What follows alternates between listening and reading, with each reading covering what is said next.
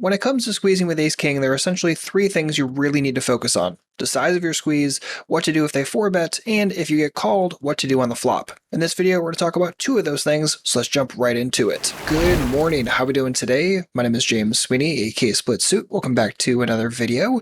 Today we're going to review a hand that was posted on the Red Chip Poker Discord by Floki360. And without further ado, let's jump right into it. So this hand was played at 10NL 6 max. There is a poster in middle position. Early position opens to 40 cents. Middle position calls, cutoff calls, button folds, and the small blind, who is classified as a maniac, decides to call as well. And here we are. So again, the first major consideration when it comes to squeezing is what size are we going to use? Now when it comes to the default size of a squeeze, you go 4x plus an additional x for every additional cold caller, not including the first one. So in this situation, we have the first caller is middle position, then we have the first additional cold caller, which is the cutoff, and the second additional cold caller in the small blind. So if we take our 4x plus 2 additional x's for the 2 additional callers, gets us to 6x, 6 times the raise we're facing of 40 cents, gets us to a 240 squeeze size. So that would be the default squeeze size in a situation like this. Not too bad, not too complicated. But because we have a maniac in this situation, going a little bit larger makes a lot of sense. Just simply because you get extra value from that maniac player in the small blind, that's great. And it also simplifies the SPR going post-flop, since we're only starting this hand with roughly 100 big blinds in the first place. That's also pretty darn good.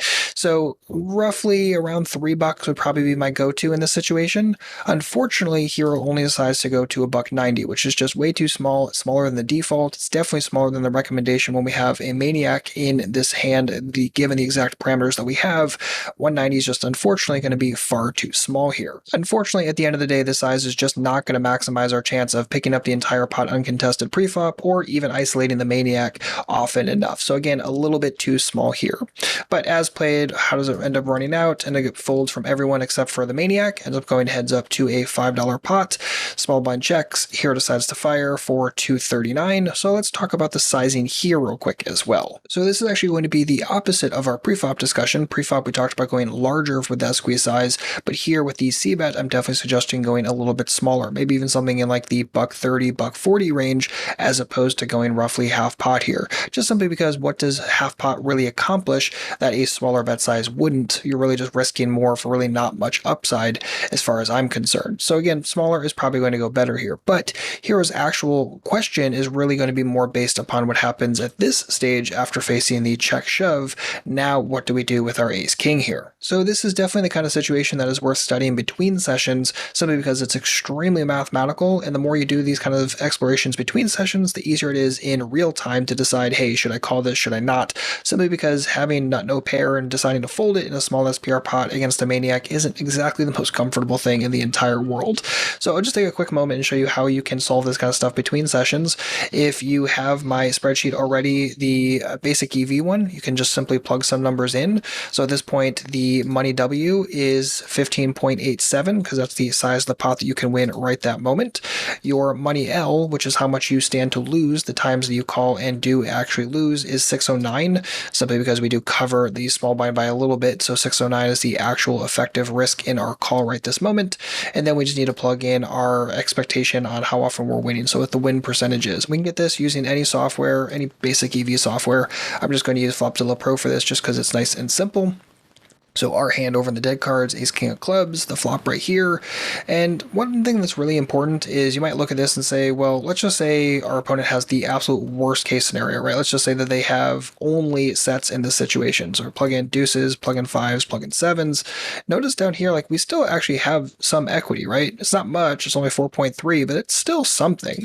So if we go in here and plug in our win percentage at 4.3, you notice everything autofills, EV is automatically down there, still a negative call, but it's important to understand that you really don't have zero EV in this situation, or I'm sorry, zero equity in this situation, and as such, your EV isn't going to be the nut worst, but as you start adding in more and more hands into your opponent's possible range, then this gets better and better, right? Even if we take this back here, and let's just throw in some 7x kind of hands that are reasonable, and that, let's say 6-5, let's say 5-4, let's just say they don't really know what they want to do with that. They have 8s, 9s, 10s, maybe jacks, maybe they're the kind of person that plays a little slower preflop, maybe ace-7 suited. So again, like notice like we're adding in mostly strongish combos here.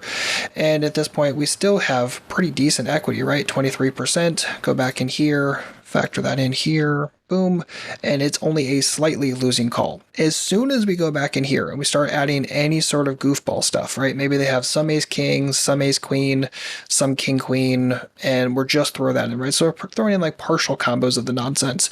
Notice our equity just jumps right up. We're up to 41%. As soon as we factor that in here, this is obviously going to be green, and all of a sudden it's a profitable call.